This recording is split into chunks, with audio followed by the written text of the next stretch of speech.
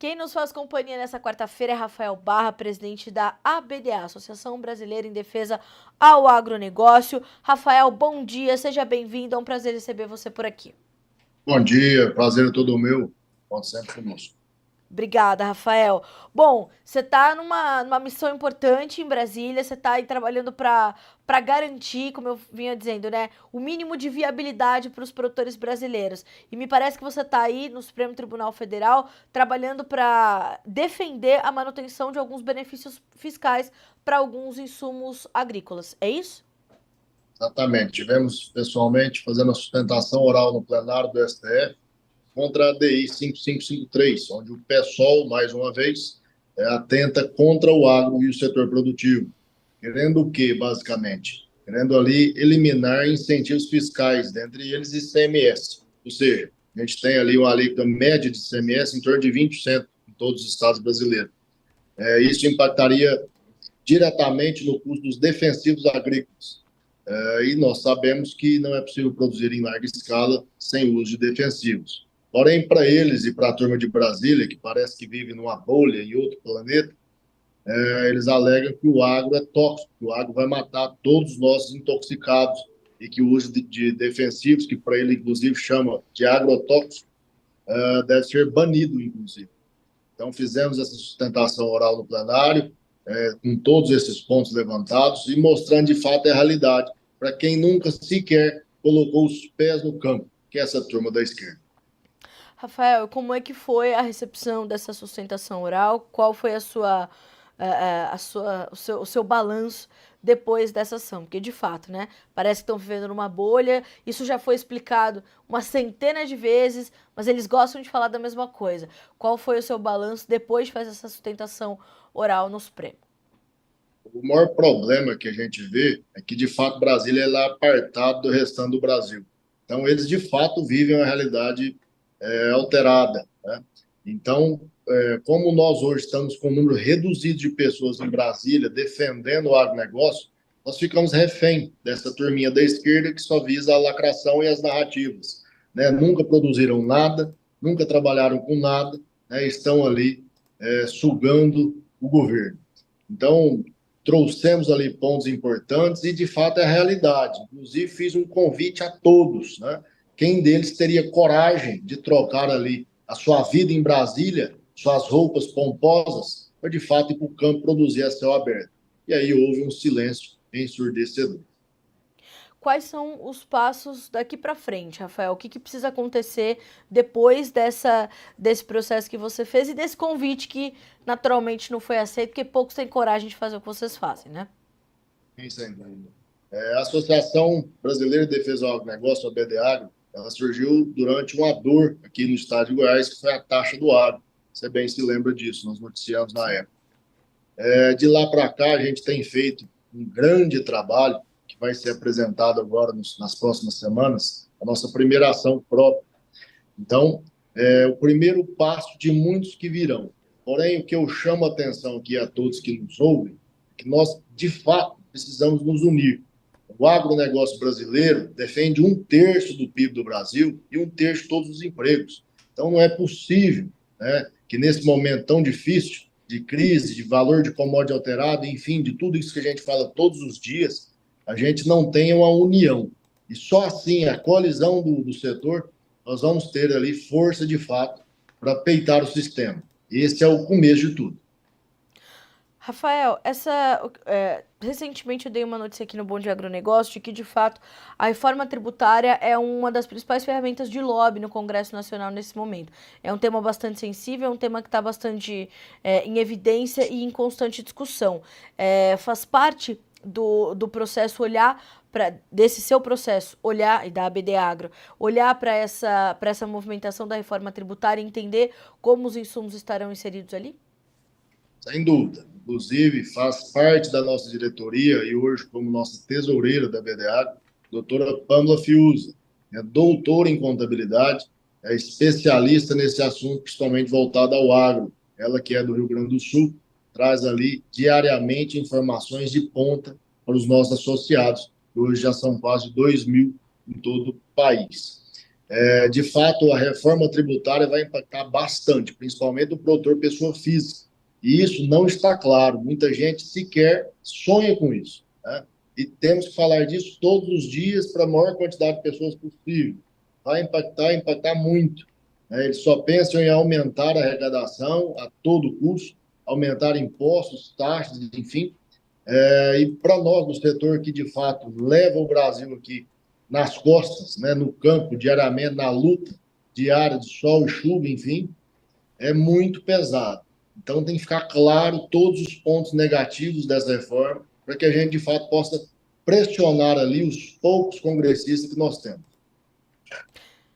E como é que está essa relação com a Frente Parlamentar da Agropecuária para avançar com essas discussões e trazer um pouco mais de celeridade para esse assunto especificamente, mas também um pouco mais de segurança nas discussões da reforma tributária? Rafael, há essa proximidade da ABD Agro com a FPA para que as coisas aconteçam efetivamente?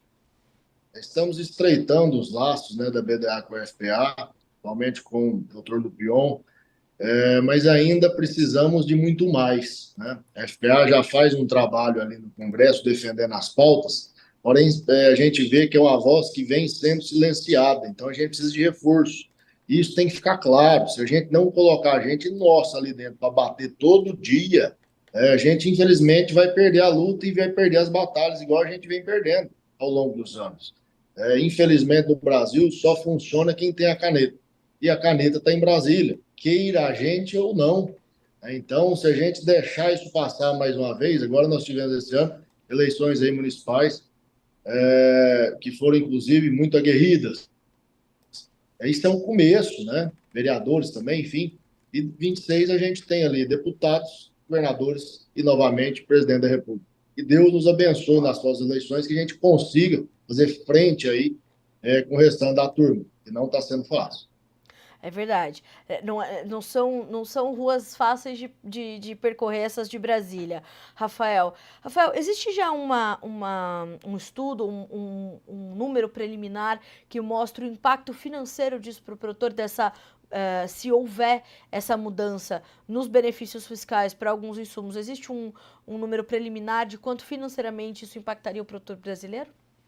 Nesse caso específico da DI, a gente estava falando em torno de 25%.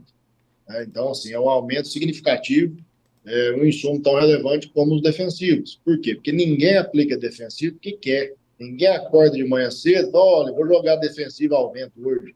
São milhares, se não milhões de reais gastos ali anualmente em todas as lavouras. Então, é um impacto que afeta diretamente o custo de produção e reduz drasticamente o lucro, né, dos produtores, que nesse momento, inclusive, já vem amargando prejuízo pela crise, pelo valor das commodities, enfim. Então, a gente tem que sempre tentar melhorar e não piorar. E a gente sempre fala, o governo, se ele não atrapalhar o agro, já é de bom tamanho. Para dentro da porteira a gente resolve. Agora, infelizmente, para fora, todo dia a gente tem uma má notícia.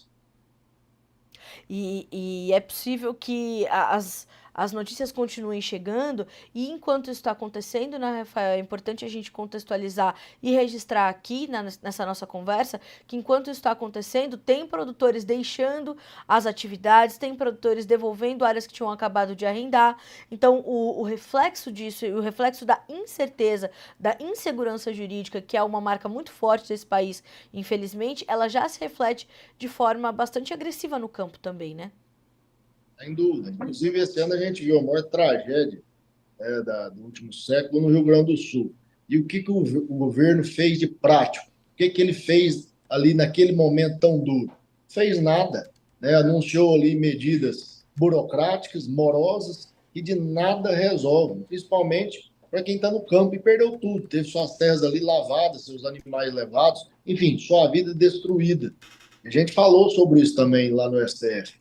Inclusive, teve um colega do Rio Grande que foi defender também os produtores de arroz. Éramos os únicos dois defensores do agro, em meio a mais de 20 falantes ali no plenário. Então, ali a gente já vê o nosso número reduzido, porém a nossa voz ecoa. Por quê? Porque a verdade traz isso, né? Ela traz esse sentimento. Tanto que o ministro Edson Fachin, né, presidente ali da mesa, integrando o Supremo, ele parou para ouvir. Os demais, ele ficava só ouvindo, entrava no ouvido e saía no outro.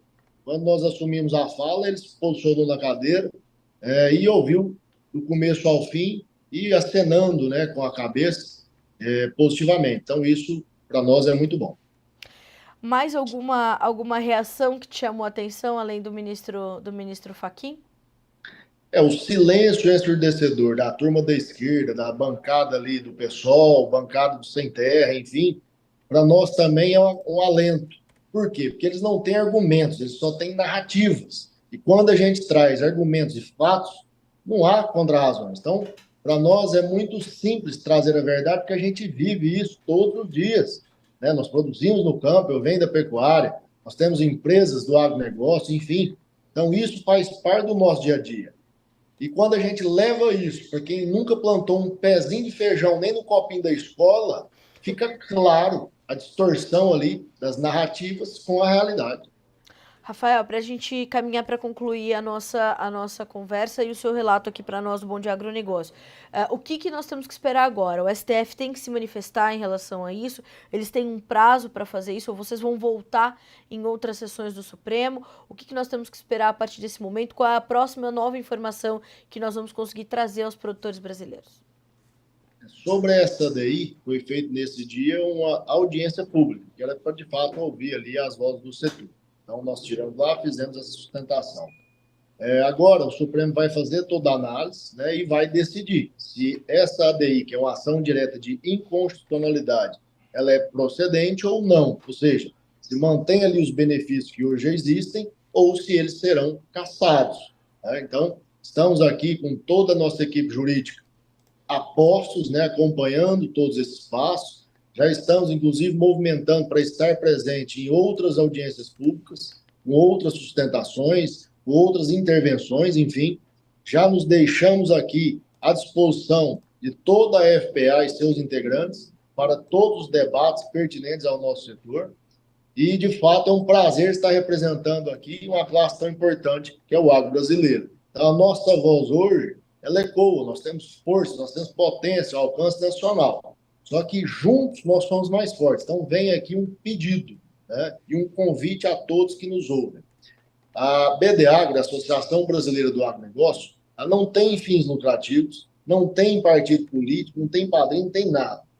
Somos nós com nós mesmos. Né? Não existe, inclusive, nenhum pagamento de mensalidade, nem nada do tipo. É gratuito a filiação.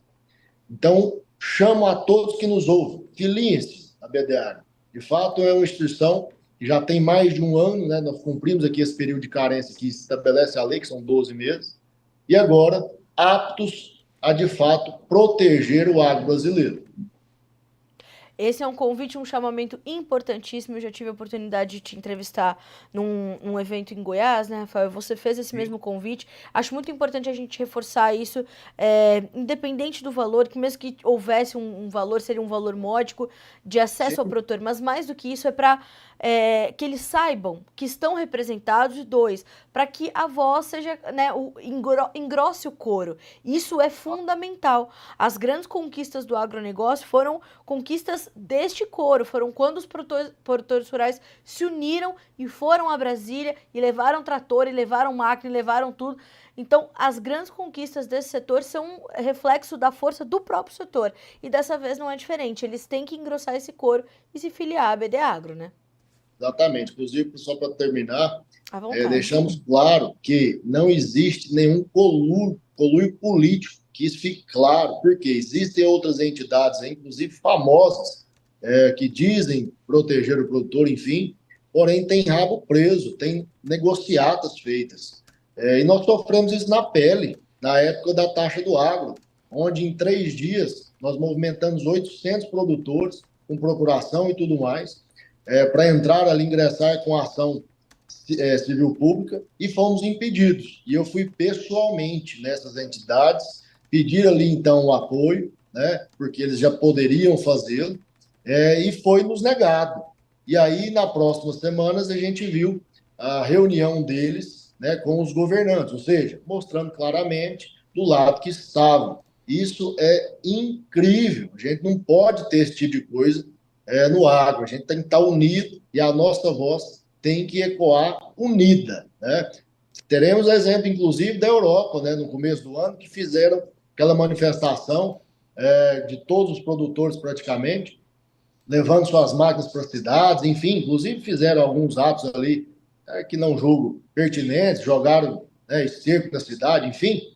Porém, a gente vê que a voz deles é unida. Se a gente tivesse pelo menos aqui 10, 20% do coro que a gente tem de produtores rurais brasileiros, estamos falando de milhões de pessoas, milhões de brasileiros, milhões de produtores. Com certeza, a nossa voz chegaria muito mais longe de onde já chega hoje. É verdade. Rafael, esse espaço está aberto para você, para a BD Agro. Sempre que quiser dividir essas informações importantes com a nossa audiência, o espaço está aqui para que a gente possa continuar atualizando essas lutas todas, né, que os corajosos produtores brasileiros têm encampado aí nos últimos anos. Obrigada pela companhia nessa quarta-feira aqui no Bom Dia Agronegócio. Seja sempre bem-vindo. Espero que boas notícias cheguem aí nos próximos meses, nas próximas semanas. Ótimo, muito obrigado. Eu agradeço, estamos à disposição sempre. Obrigada, Rafael. Uma boa quarta-feira para você. Bom restinho de semana. Até a próxima. Um abraço. Obrigado, até mais.